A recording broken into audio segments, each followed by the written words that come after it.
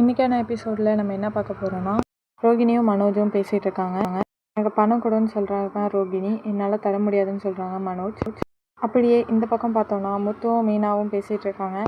மீனா முத்துக்கிட்ட இன்றைக்கி நடந்தது எல்லாத்தையும் சொல்கிறாங்க. முத்துவும் ரொம்ப சந்தோஷப்படுறாங்க. ரொம்ப நல்ல விஷயம் மீனா, இது சீக்கிரமாக மேலே ரூம் கட்டிடலாம் அப்படின்னு பேசிகிட்டு இருக்காங்க. பேசிகிட்டு இருக்கப்பவே முத்து கால் வருது, அவங்களும் வெளியில் போகிறாங்க. ரோகிணி ரூம்லேருந்து வெளியில் வராங்க. மீனா ரோகிணியை கூப்பிட்றாங்க. மீனா ரோகிணிக்கிட்ட, நான் ஸ்ருதியோட ரெஸ்டாரண்ட் போயிருந்தேன், அங்கே என்னோடய ஃப்ரெண்டு தெரிஞ்ச மேடம் ஒருத்தவங்க வந்திருந்தாங்க. அவங்க ஹோம் அப்ளையன்ஸ் எல்லாம் சேர்த்து வீடோடு கொடுக்குறாங்களாம், அதுக்கு உங்களை ரெக்கமெண்ட் பண்ணியிருந்தேன் அப்படின்னு சொல்கிறாங்க. போய் இந்த கார்டில் இருக்க அட்ரஸ்க்கு போய் பாருங்கள் அப்படின்னு மீனா ரோகிணிக்கிட்ட சொல்கிறாங்க. ரோகிணி ரொம்ப தேங்க்ஸ்ன்னு சொல்கிறாங்க. ரோகிணியும் அந்த பில்டர் கம்பெனிக்கு போகிறாங்க. உள்ள எம்டியை போய் ரோகிணி பார்க்குறாங்க. இந்த மாதிரி மீனா சொல்லிவிட்டாங்க மேடம் உங்களை அப்படின்னு சொல்கிறாங்க.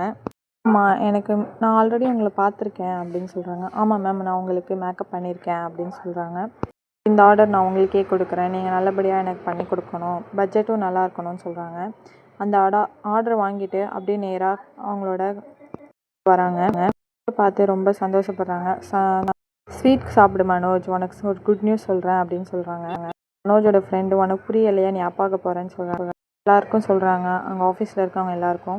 ரோகிணி கோபப்பட்டு எல்லோரும் போங்க, அதெல்லாம் ஒன்றும் இல்லை மனோஜ், நீ வா, உன்ட்ட ஒன்று சொல்கிறேன் அப்படின்னு தனியாக கூப்பிட்டு போகிறாங்க. போய் இந்த மாதிரி எனக்கு ஒரு பெரிய ஆர்டர் கிடச்சிருக்கு, இதனால நமக்கு நிறைய ப்ராஃபிட் கிடைக்கும் அப்படின்னு சொல்கிறாங்க. மனோஜும் இதை உடனே நம்ம அம்மா கிட்ட சொல்லணும் அப்படின்னு சொல்கிறாங்க. மனோஜும் இந்த ஆர்டர் கிடைக்க நீ தான் ரோகிணி முழு காரணம்னு சொல்கிறாங்க. விஷயத்த முதல்ல அம்மா கிட்ட சொல்லணும், வா போகலான்னு சொல்கிறாங்க மனோஜ்.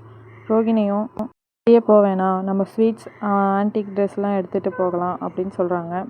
மனோஜும் ரோகிணியும் வீட்டுக்கு வராங்க. வீட்டுக்கு வந்ததும் அங்கிளையும் ஆன்ட்டியும் கூப்பிட்டு காலில் விழுகிறாங்க. நல்ல விஷயம் சொல்கிறேன் அப்படின்னு சொல்கிறாங்க.